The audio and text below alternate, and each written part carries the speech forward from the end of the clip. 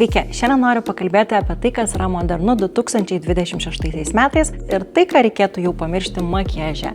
Sukursiu modeliui įvaizdį, kuris bus estetiškas, gražus ir matysime visas dabartinės tendencijas. Pirmasis punktas, apie kurį norėčiau pakalbėti, tai yra veido oda ir tai, kas šiandien dienai visgi yra modernu ir ką mes galime palikti praeityje. Tai veido oda šią akimirką turėtų būti kiek įmanoma lengvesnio, gaivesnio, tokio glow efekto dengimo. Tikrai galime pamiršti sunkius makiažo pagrindus, kurių efektas yra matinis, jie tikrai jau nebevyrauja tendencijose. Iš esmės, dar antras punktas, kurį norėčiau paminėti, yra ir skaistalai. Aš sakyčiau, kad drąsiai skaistalai užima kontūravimo vietą be konkurencijos ir šiandien dienai mes sugrįžtame prie tokių šiltesnių atspalvių, prie daugiau saulės nubučiuotos odos efekto ir vėlgi dar kas svarbu, tai skaistalų dėjimo vieta. Dabartinėse tendencijose jie kyla šiek tiek aukščiau, mes galime drąsiai keliauti link smilkinio ir labai svarbu strateguotai juos užsidėti, kad jie nebūtų per žemai ir per arti centrinės veido dalies. Dirbame kuo plonesniais sluoksniais. Dar prie veido dengimo iš tikrųjų norėčiau pridurti ir faktą, kad nepersistengti reikėtų su biriais produktais, kiek įmanoma jų naudoti mažesnį kiekį, kad visiškai pilnai neužsimatizuoti veido odos, kad ji liktų sveika, gaivi ir neapkrauta.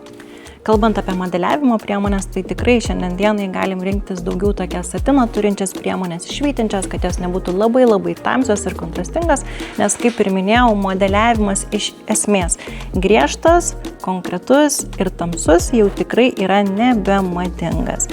Tai tikrai vasarą atspalviuose galim koncentruotis daugiau į šilumą ir į spindėjimą.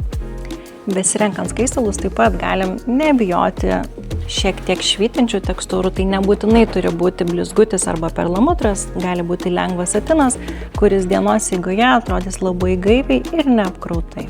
Kalbant apie akių makiažą, iš tikrųjų principas yra tas pats kaip ir veide.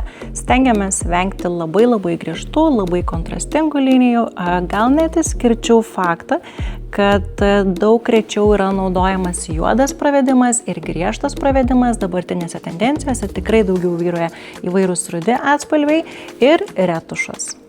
Taip pat kaip ir veide, atkartojame švytėjimą. Antakiai iš tikrųjų yra didžiulė detalė, kuri iš esmės gali arba įvaizdį labai apsunkinti, arba padaryti jį labai modernų ir estetišką. Tai 2026 metais iš tikrųjų vyrauja natūralumas ir ko reikėtų privengti antakiuose, tai labai kontrastingų, griežtų linijų ir įrėminimų.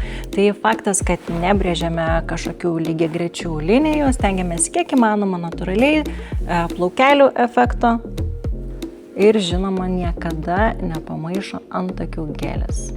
Labai lokaliai įsivertinu situaciją, kur trūksta plaukelių ir dapiešinėju konkrečiai ten. Jau seniai nebemadinga yra viso antakio tamsinimas, piešiu produktą tik ten, kur matau, kad trūksta plaukelių.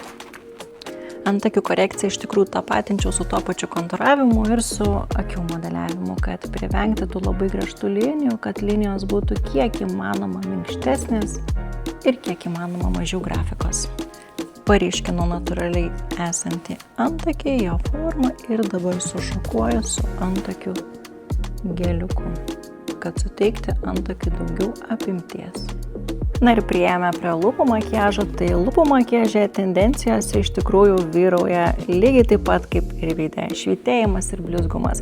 Matinės tekstūras tikrai jau galime palikti praeityje ir daugiau koncentruotis į lūpų blizgesius, lūpų balzamus, į kreminius lūpų dažus, ką tikrai labai rekomenduočiau įsitraukti į savo makiažo krepšelį. Taip pat šiandien dienai jau nėra aktualu labai kontrastingi ombre efektai, kai didelis kontrastas sukuriamas tamsiu pieštuku ir centrinė lūpų dalis yra šviesinama. Ši technika jau tikrai nebėra labai moderni.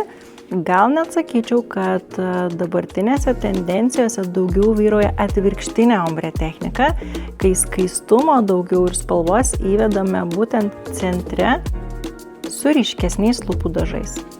Apibendrinant norėčiau pasakyti, kad 2026 metais svarbiausia yra harmonija įvaizdė, kad atspalviai tarpusavyje susilietų, kad nebūtų labai didelių kontrastų, kad linijos būtų minkštos, išretušuotos ir įvaizdis būtų lengvas, gaivus, be didelės apkrovos.